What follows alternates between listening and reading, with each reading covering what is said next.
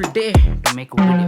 If I have to buy a comfortable kind of compact flagship phone today, then there are a couple of options. First up, we've got the Pixel 9. Google has done a great job with the Pixel series this year, especially in the way the phone feels in the hand. Build quality is amazing. It has great cameras, the software is incredible with some useful AI features. The only downside or kind of a catch with the Pixel 9 is processor. It has Tensor G4, which is not up there with Snapdragon 8 Elite or even the A18 from Apple. Google is fairly new in this journey of making processors for their smartphones, and they'll eventually get there. Then we move on to the iPhone 16. Awesome smartphone from Apple. Great cameras, especially for video recording. Performance is awesome and one of the best out there with A18 chipset. Software is great and most of the Apple intelligence features are finally here. Even battery life is okay with the iPhone 16. So what's the catch? Well, with the iPhone 16, the catch is the display. The quality of the display is great, but refresh rate is the catch. In 2025, the iPhone 16 still has a 60Hz display. So that's the catch, but still iPhone 16 is a good phone and people do like it. In fact, I also use the iPhone 16 Plus,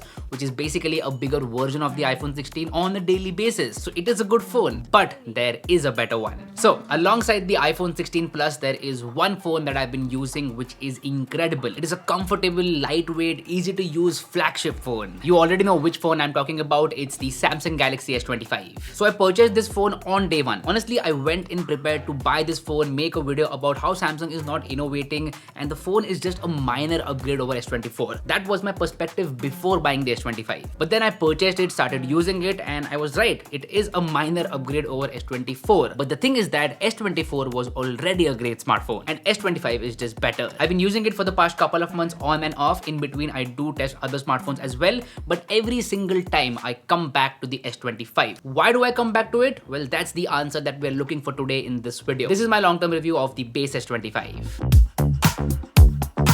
S25 is a small phone considering 2025 standards. 6.1 inches, not too big, not too small, it's right there in the sweet spot. And this phone weighs only 162 grams. And that's exactly what I experienced when I first bought this phone, that it is extremely lightweight. And that's one of the main reasons why for the most part I've not put a cover on this smartphone. Because I don't want to add bulk to this smartphone. It is extremely lightweight and I absolutely love that fact. And one-hand usage with the S25 is super simple. I can reach all four corners easily and navigate through the UI. Essentially, it's a very seamless experience. I just pick up the S25 and start using it. And honestly, Samsung has done a great job with the build quality as well. This is not a budget phone, it is a flagship phone and has the materials for it. And it's also IP68 rated, so no need to worry about water splashes and dust. Now what about the buttons? Well, the buttons are extremely clicky and tactile. Here, have a listen.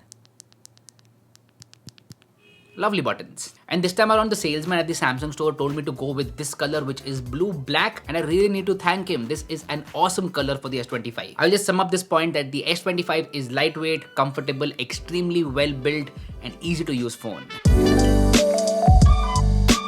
High quality AMOLED panel from Samsung, which is literally one of the best out there. It has also high refresh rate at 120Hz. Everything feels super smooth on this display, scrolling, swiping, animations. And content just looks amazing on this display, may it be Instagram Reels or shows on Netflix. Samsung is kind of known for displays and the prime example of that is the S25 itself. And the bezels on this display are also very slim. That gives an immersive experience. Also, I love the fact that this is a flat display, not a curved one. Now, under the display on the S25, there is also a fast ultrasonic fingerprint reader. Now, I did have a couple of issues with the fingerprint reader, especially when I changed my tempered glass. So every time I change the tempered glass or the screen protector, I have to re-register my fingerprint. For some reason, it doesn't work the best out there. And as a matter of fact, the guy who was installing my tempered glass knew this. Maybe because a lot of S24, S25 users have this complaint, he already knew that fact. So he told me to re-register my fingerprint sensor after the tempered glass was installed. But anyway, the display quality overall is just top notch. Well, actually without a notch.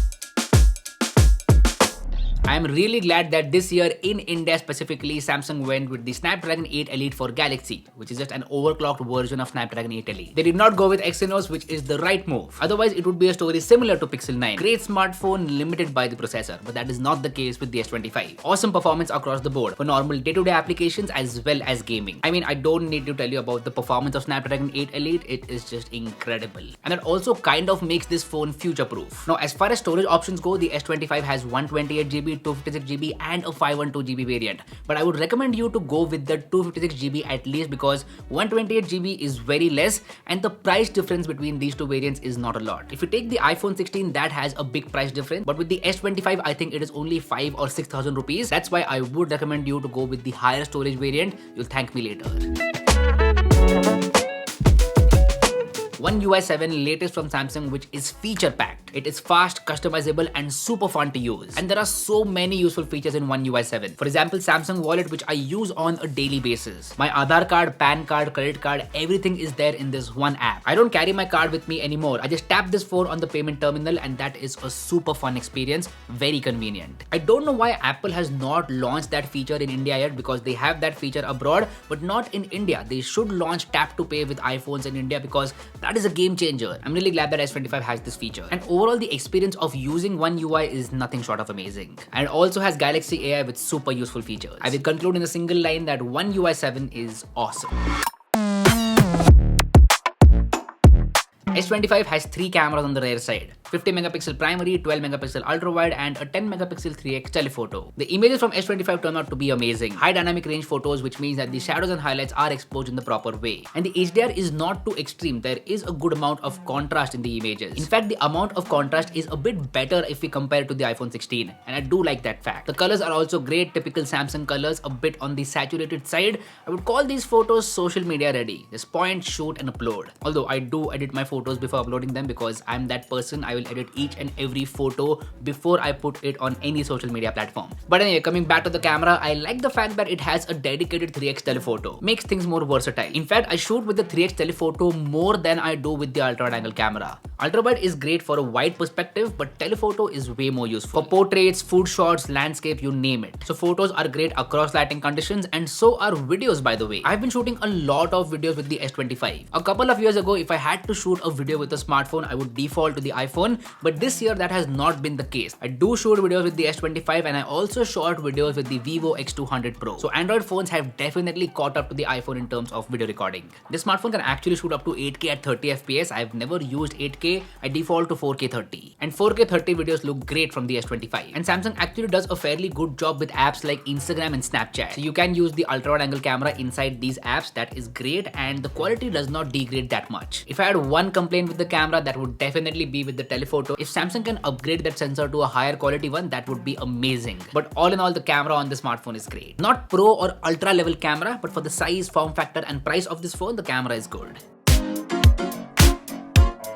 S25 has a 4000 mAh battery, which is just enough for this smartphone to last an entire day. I've already done a day in the life video with the S25 that has a proper battery test for my usage. If you haven't watched that video yet, I highly recommend you to do so. I will drop a link to it in the description box below. In that video, you will see an actual real life battery test. So this 4000 mAh battery just survives an entire day of normal usage. Anything heavy like recording 4K videos for an hour or so, or maybe a couple of hours of gaming, that would drain the battery a lot faster. So battery life is not a strong point with the S25 and there is a reason why. So this year we've seen with other smartphones that there is a new battery tech. It's called silicon carbon. That tech allows manufacturers to put bigger batteries in smartphone without increasing the thickness of the phone. So I don't know why Samsung did not go with that technology with the S25. That would actually give way better battery life in this comfortable form factor. Maybe next year we'll see that, but Samsung did skip on that technology for this year, which is not a good thing. I honestly feel that they should have gone with a silicon carbon battery because that would be amazing.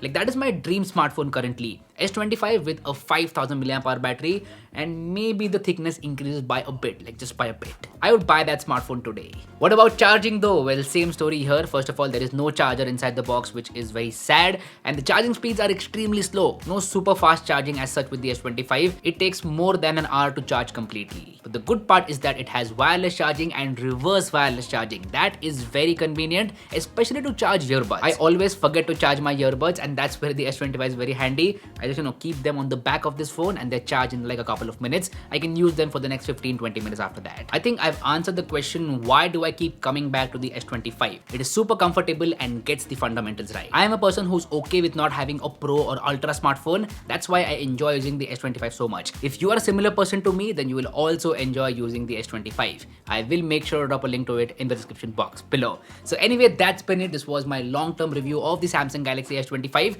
Do let me know what do you feel about this video in the comment section down below. If you like this content, go ahead and hit that like button. If you haven't already, please subscribe to the channel because that would mean the world to me. My name is Harsh Punjabi and I'll see you guys in the next one. Bye bye.